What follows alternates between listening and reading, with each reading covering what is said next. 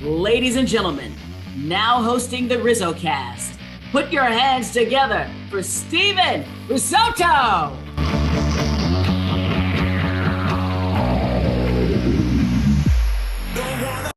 What is going on, everybody, and welcome. This is episode number 94 of RizzoCast. I'm Steven Risotto, and today we are joined by a very special guest. It is none other than a current coordinator for youth baseball and softball for the Minnesota Twins. It is Kobi Allen. Kobi joins the show. Kobi, what's going on? How you doing? Welcome. Oh, thanks, man. First of all, I have to say, hey, go Reardon. You know, it's a pleasure to be on here with you, a fellow Reardon alumni, man. It means a lot. I'm proud of you, dude. Thank you. I'm proud of you too. Of course, Kobi and I went to the same high school. That's what he's referring to there, and we take a lot of pride in that for sure. Being a Reardon Crusader down there in San Francisco. I have something about that. We'll get to that in just a second. But I do want to ask you, how does that sound, man? Minnesota Twins. Has it sunk in yet that you're working for a big league organization? Nah, it still hasn't sunk in with me because it's always been my dream to make it to the MLB. Like since I started playing baseball, I just didn't know how I was gonna get there. And like when you're growing up, people always tell you like, oh, your career is gonna end, and you need to prepare for different paths in life. And always the way I looked at school was if playing on the field doesn't work, well, school is gonna get me into the MLB. So that worked out too. So every day is a dream. I mean, I wake up excited. My team here is just unbelievable. Their support, they're like my second family. And every day is a dream come true, man. Especially when I'm in the office and I look out the window and I see a big league field, I'm like, I still get butterflies, man. So your office is right against the field. Yeah, it's in left field, and so it looks over the whole stadium. Is pretty cool. Oh wow, that is pretty awesome. And I know there's so many people that would love to have that opportunity to work in a big league organization. How did that even happen? Like, how did that come about? Take me through some of the measures that it took to land this job, coordinator youth baseball and softball with the Twins. Yeah, well, it's first started off with some conversations about what I wanted to do with my life after college. As you know, I was working for an awesome travel ball program called the California Warriors. And when I got to work there, I got to meet all types of people, scouts like D. Brown and Jalal Leach and old GMs of the Giants, Bobby Evans. And I got to surround myself with people who were very knowledgeable about working in the MLB and how to get into it. And I also was blessed with friends like Jackson Smith and Marcus Chu, just awesome guys that know a bunch about the league. And one of my friends actually sent me some internships and was like, hey, if you're interested, man, in getting in the MLB, the first step is doing an internship. And so I applied, and the reason why I applied for the Minnesota Twins one, it was actually a diversity, equity, and inclusion one. And I was like, wow, that's like really intriguing to me. So I applied for it, gave it my best effort, and then a miracle happened, and I got the chance to get hired. And then I was working from home mobily, actually virtually, because of COVID and all that. And then restrictions got lifted, and I actually got to finish the second half of my internship in Minnesota. And I mean, some things just went my right way. Like people always talk about how hard it is to work in MLB because no one leaves. And I got blessed with there was movement in the department that I'm in community relations. And spot opened up for me, and I was able to prove myself, and my hard work and effort gave me an opportunity to stay as a coordinator. So originally from the Bay Area, as I mentioned, West Coast kid. What is it like going out to, kind of the Midwest? Because I mean, I'm looking at you right now. You're in a beanie, you're in a hoodie. Is it? And I'm sitting here right now. I'm in a baseball hat. I'm in a short sleeve shirt. I'm in shorts. So is the weather like? Tell me about the changes. I guess including the weather. Oh, cold with a capital C. It is cold. Like today, I think it didn't even get over 0. And when I woke up, it was like -12, something like that. And oh man, it is cold, but I've been trying to embrace it. Like a couple of friends at work, we go play ice hockey after work, and I've just been trying to get in the elements. And the thing that keeps me going is all the kids out here. I mean, they just like they still play baseball inside and get their work in. So I'm like, I can't be that like scared of the cold. All these kids are getting after it. So, Yeah, but and it's cold. and you're used to like cold being 45, Yeah, 45, 50 maybe. And playing baseball in that weather is just seems so egregious and so intense. But I mean, we just saw football being played in that weather, so I mean, I guess it has its role. But I do want to get into your gig here. I mean, coordinator of youth baseball slash softball. What is your role? What is kind of the activities that you do as part of your job? oh, that's a great question. So it's in the youth engagement department, also known as community relations. And specifically for my role is I work with Chelsea Falzone, who's the manager of all youth engagement for the Twins. She's awesome. And my role is to assist her in like events, clinics, stuff like that. So we plan all the RBI clinics, all the baseball clinics, summer clinics, and then we also create special events. We do different types of things. Like we have a Special Olympics camp. We have a Courage Candy Camp for kids in wheelchairs. We have special events at the stadium, like High School Leadership Academy, and we do a whole bunch of other things like that. So we're just engaging with the community through baseball and softball, to sum it up. I saw on your timeline that Target Field is hosting a winter clinic. Is that right? Because that seems just so awesome to be able to play on a Yeah. big league field just very casually. Tell us a little bit about that opportunity that you guys are offering. Yeah, so this is a new one. This is a new one we created. It's pretty cool. It's for RBI kids, which is reviving baseball in inner city. It's an awesome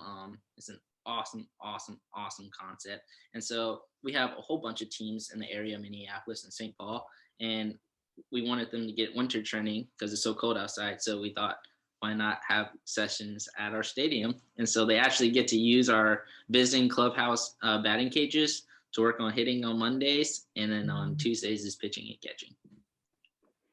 You know what? And it's If free, all free. all free, there you go. That's the cherry All, on top. And if it was like 1 or 2 degrees outside and I still had the option to go to Target Field, like I would do it. So all you guys in the Minnesota area listening or watching, I mean, go hit up this camp. I'm sure it's going to be this clinic. I'm sure it's going to be really cool. Speaking of cool, you mentioned that the office was right outside overlooking the ballpark. All the cool things you've done so far, and I know that the pandemic has kind of stalled maybe some of what your tallest height could be doing this job. What is the coolest thing that you've done so far? oh man, I would say for me personally, like two things stick out for me that are the coolest.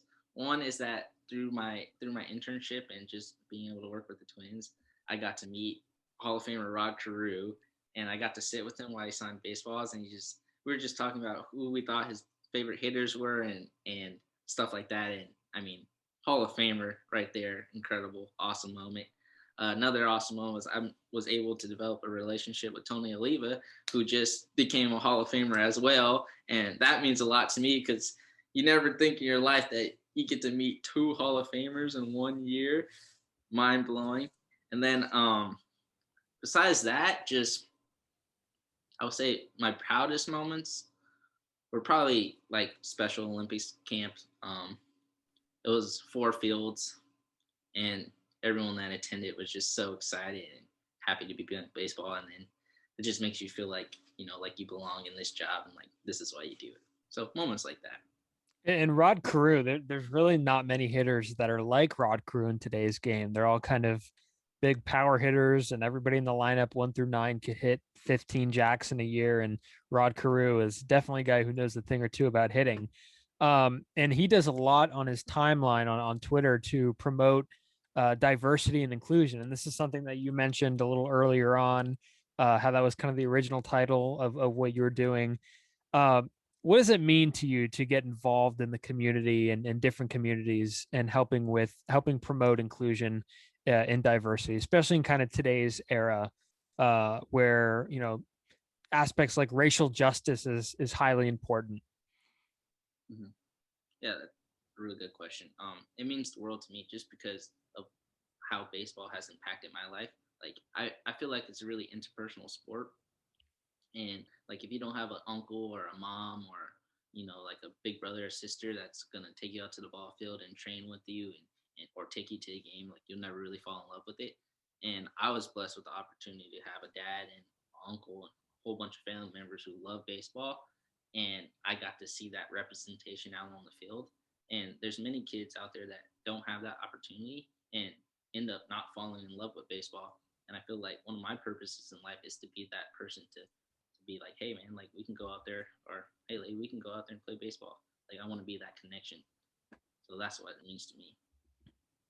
Absolutely. And I know getting the younger generation into baseball, I know it's often looked at as like a sport that people say is boring and people say is hard. Yes, it's hard. All sports are hard, but they say it's boring and it's slow pace. And I guess the direction of baseball right now is it's playing kind of third fiddle to the NFL and to the NBA.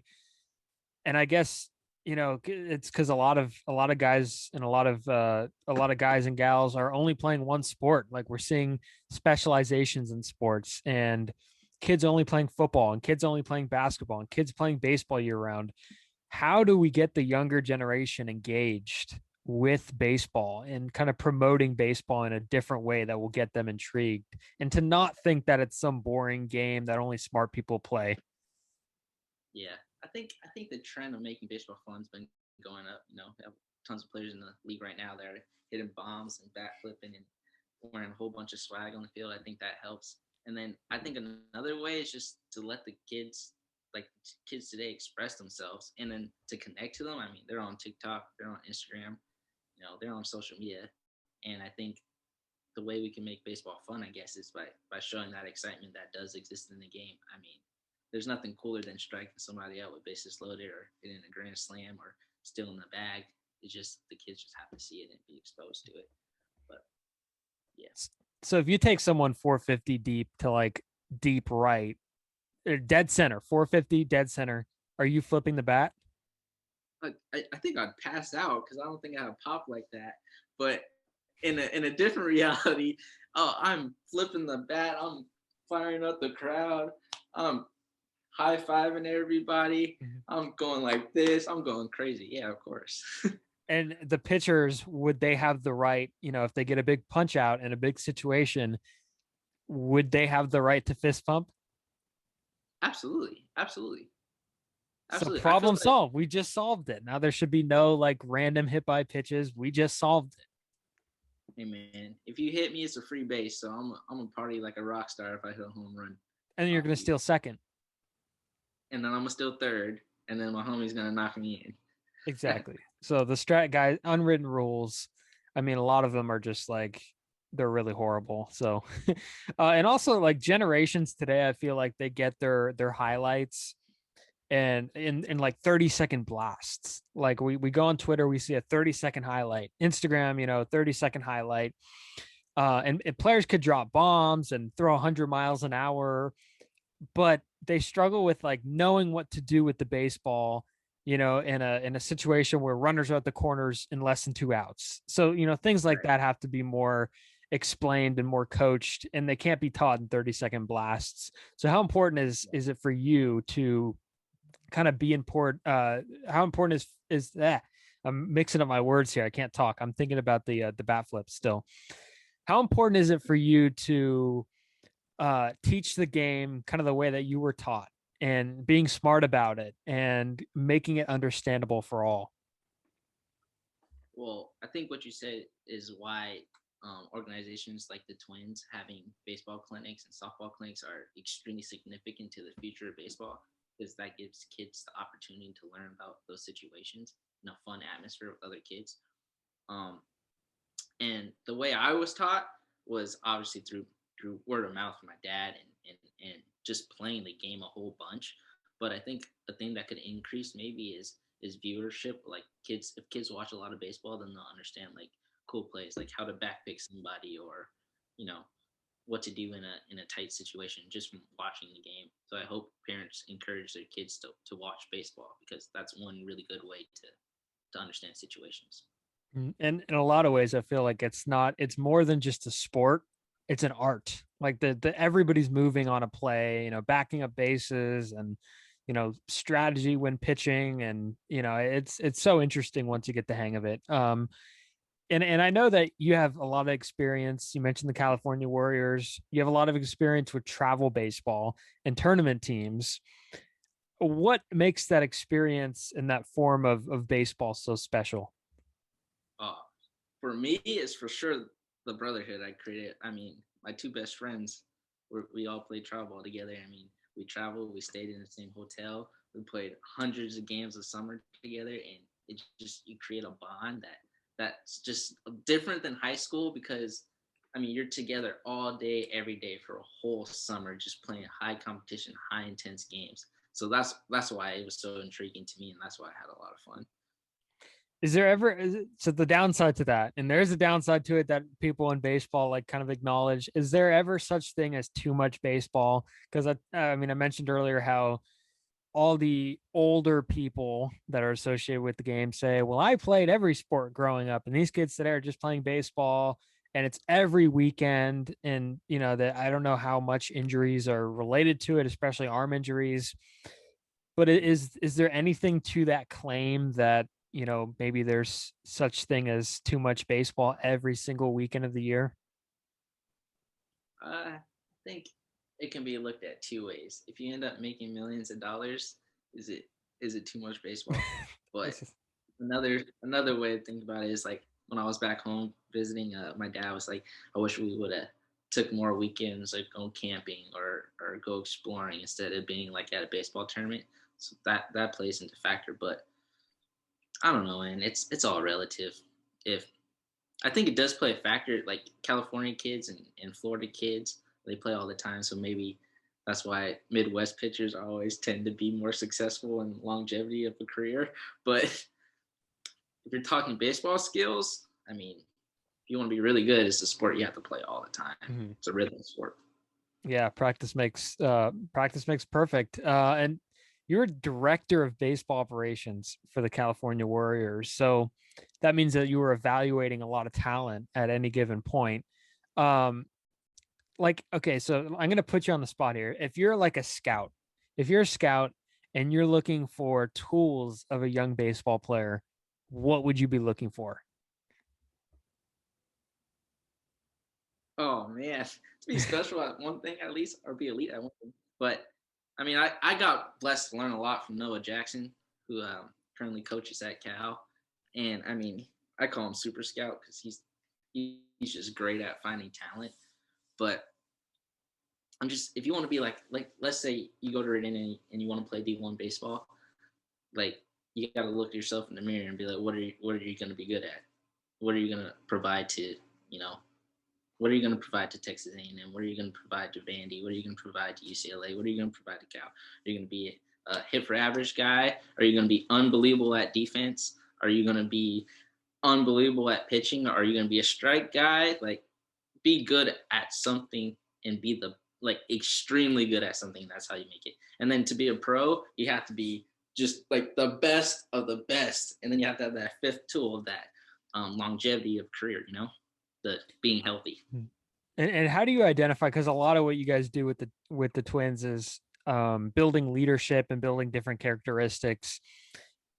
How do you teach that? Because I know for some kids, I guess it comes naturally, like they're just kind of born leaders and they're born very social people who are willing to help others. But how does one teach, another young generation how to be a leader and how to be confident in themselves and how to have integrity and other characteristics like that? I mean, that's a great question. We try to implement that in everything we do here at the Twins, especially in our camps, clinics, and events. I'll give you 3 examples. At our baseball camps, at the end, we try to get a kid to, talk or speak up, say a joke or something, just to get that feeling of what it's like to talk in front of a crowd. I'll give you another example. On Martin Luther King Junior Day, we had a special baseball camp where we made art and we traced our hands out and we talked about what being a outstanding leader is and what it is to have integrity, and kids had the opportunity to present their piece to their group, and they all got to clap for each other. So that's another way. And then another thing we do is like the high school leadership academy. We invite We ask all the Minnesota coaches in Twins territory. We ask them to send their 2 captains from their team, baseball and softball, and they come to our stadium, and we spend a whole day talking about character and leadership. And we partner with awesome organizations like Positive Coaching Alliance. We bring people from our front office to talk on a panel. I mean, it's just great. So that's what we do on the daily.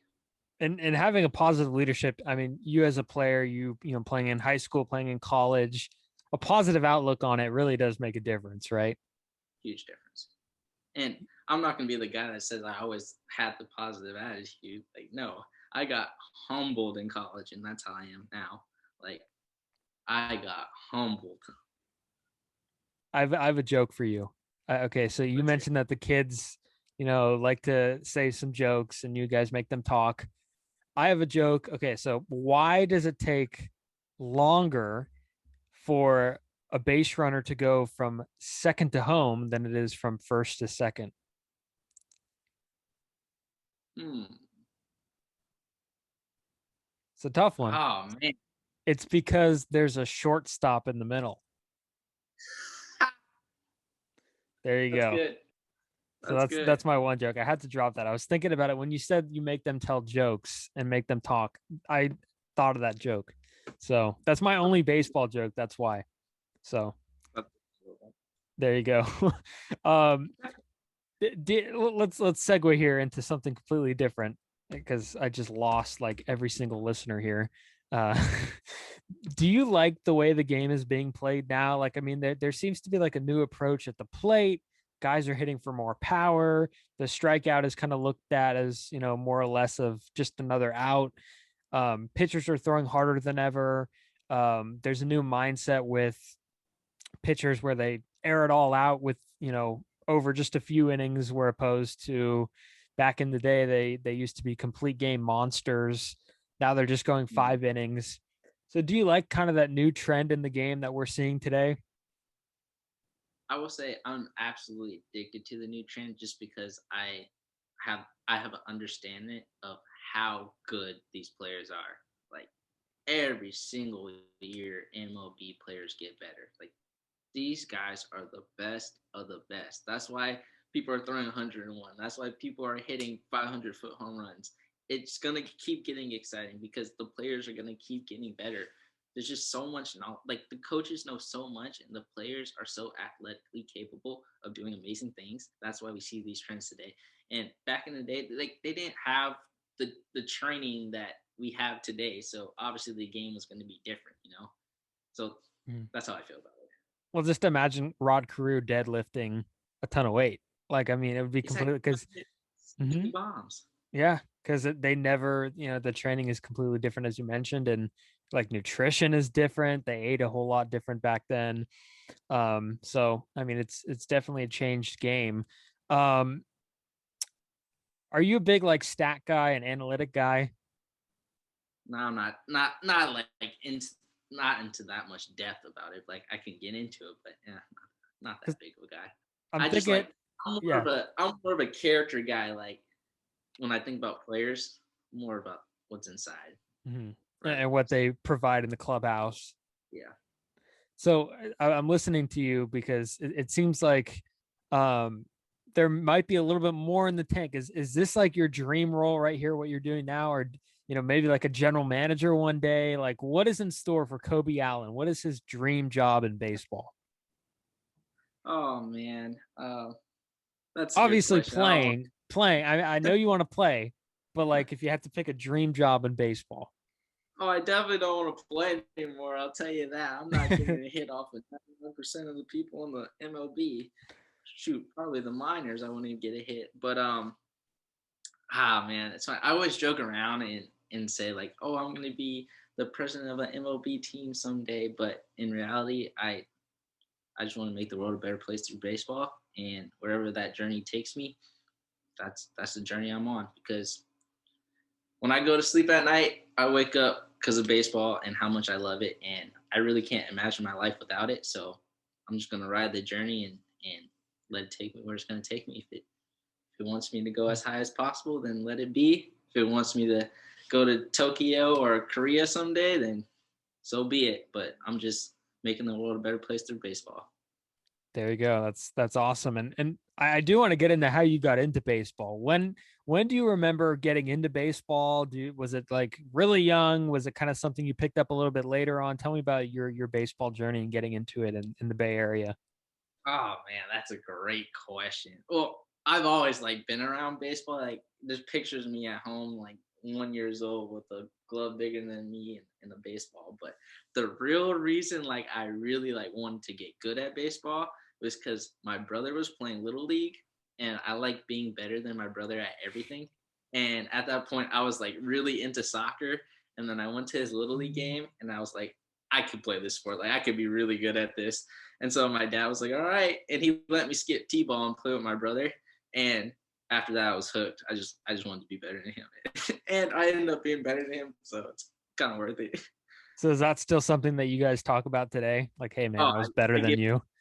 I give him the hardest of time. I always tell him if I was in his high school league, I would have been 800. Oh, okay. Yeah, WCAL is pretty tough. And at what point did you decide to like hang up the cleats and or was that something that just kind of happened? Oh man, that's a good question. Well, I really like playing soccer and basketball, and I played all the sports. And let's see, basketball, I stopped playing because my mom told me I need to pass, and I was like, I get buckets. And then they were like, nah, this is not your sport. So that was a wrap. Football, I got smacked freshman year, and I was like, I am never playing this again. So I stopped playing that. And then soccer was just interfered with baseball season too much, and it wasn't too exciting. So.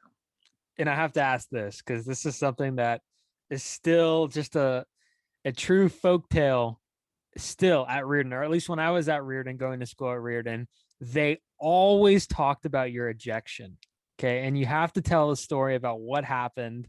Everybody still talks about what happened when you got tossed out of that game. Do you remember it? Oh, that's so yeah, against SI. Yes, let's hear it. You got to tell the story. Okay, first off, my two friends like make fun of me about this because the catcher is one of my like longest times friends. We played soccer together when we were like teeny little kids, and let's say he was superior in strength to me, and I was a freshman, like just hitting 100 pounds, zooming around, and I didn't want to truck my friend. Like I didn't want to chuck him. I swear. And he like pushed me like this, and I went flying like 20 feet in the air, and I hit the backstop. And then the umpire just juiced me out the game. He was like, "You're out of here," and I was like, "What?" And there's video proof. Like I was like stopping, and my boy just sent me. And I have to live with that forever. My friend Jackson Smith sends me the video all the time just to remind me how embarrassing I was. And there's audio of that video too, right? With the broadcast call where it's like, and Kobi Allen goes flying. Yeah, I got sent. And then he went like this. He was like, with the point first. Yeah. So did you get suspended the next game? Because I know that's how it works now. No, they freed me because Ramsey was complaining that I didn't do anything, and he was like, "This guy's like 100 pounds." Yeah, so. Coach Ramsey, who has been on this podcast before, big shout out to him, who's still at it all these years later, still doing a good job with that program. So shout out to him. Kobi, man, this was so much fun. We had a lot of fun talking, and I really appreciate you coming on the show, man. Oh, thanks, man. I'm proud of you, dude. Seriously. And you guys, of course, could follow Kobi on Twitter at _Kobi Allen, KOBIALLEN. And keep up with all the great things that he's doing with the Minnesota Twins and their community, and with the baseball and softball department down there. And we will check back. And you got to post the video too. That's something that we want to see on your timeline very soon, just so everybody could, post it. I gotta find it. I'll post it. Or at least send it to me so I could have it forever. All right. I can make that happen. All right, deal. Kobi, man, I appreciate you coming on. You guys could follow the podcast on Twitter and Instagram at RizzoCast. We're getting closer to episode number 100. It's coming up. I'm planning on going all out with that. Don't know who is going to come on just yet, but it will be in the plans. It will be in the works pretty soon. So yeah, that's it. Subscribe, Spotify, Apple Podcasts, wherever you find your podcast. And thank you guys for listening, and have a great day.